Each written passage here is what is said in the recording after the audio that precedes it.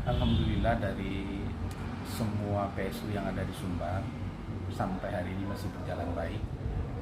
Ada 18 TPS, ada di 12 kota kabupaten.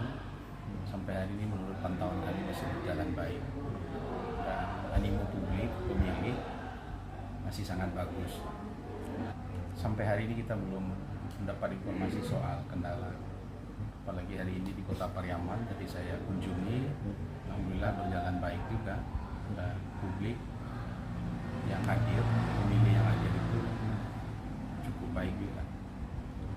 Nah, kalau di Kota Pariaman ini tadi saya lihat tidak sebanyak waktu pemungutan suara di tanggal 14, karena kan juga PSU-nya satu jenis surat suara. Tapi kalau soal perjalanannya, alhamdulillah semua berjalan baik. Kalau rekap di kabupaten sampai hari ini masih berjalan. Kalau yang kecamatannya mungkin tidak terlalu banyak, mungkin sebagian sudah selesai, mungkin seperti Padang Panjang, Bukit Tinggi.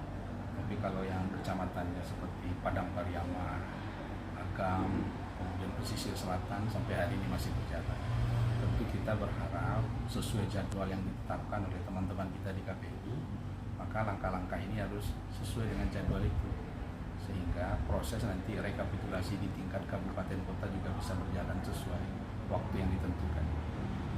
Kalau di 18 titik itu, 12 TPS itu masalah daftar pemilih yang tidak memilih pada tempatnya, sehingga tentu di dalam regulasi itu mengatur jika seseorang memilih tidak pada tempatnya, tidak sesuai dengan aturan, maka pemungutan suara ulang dilakukan.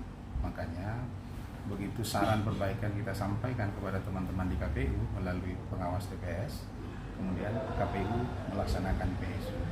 Ini sebagai tanda bahwa apa yang dilakukan oleh Bawaslu, pengawasan-pengawasan yang dilakukan oleh Bawaslu, mulai dari pengawas TPS, kemudian pengawas desa kelurahan nagari, kemudian pengawas tingkat kecamatan itu berjalan dengan benar, sehingga PSU itu bisa terwujud dalam rangka tentu memenuhi semua peraturan dan perundang-undangan berkaitan dengan pemungutan suara ulang tersebut. Banyak yang tahu pada pemilu 2019 ada di beberapa titik itu, contoh di Padang itu di tahun 2019 itu ada sekitar 49, hari ini hanya 4. Artinya semakin kesini tentu semua semakin membaik. Tambah juga teman-teman pengawas pemilu, penyelenggara pemilu yang lainnya tentu juga sudah memahami peraturan dan perundang-undangan. Itu salah satu yang menjadi indikasi bahwa pemilu tahun 2024 tentu lebih baik dari tahun 2019.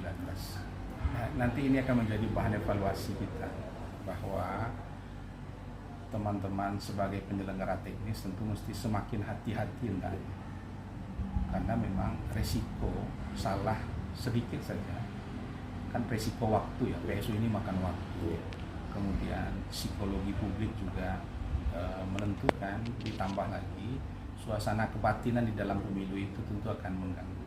Ini kan kita syukur hanya di beberapa tempat itu 1 atau 2 jenis pemungutan suara. Nah, mudah-mudahan ini bisa menjadi bahan evaluasi bagi kita semua, tidak hanya penyelenggara teknis, pemilih juga begitu diingatkan oleh teman-teman penyelenggara pemilu tentu mesti patuh dengan regulasi yang mengatur.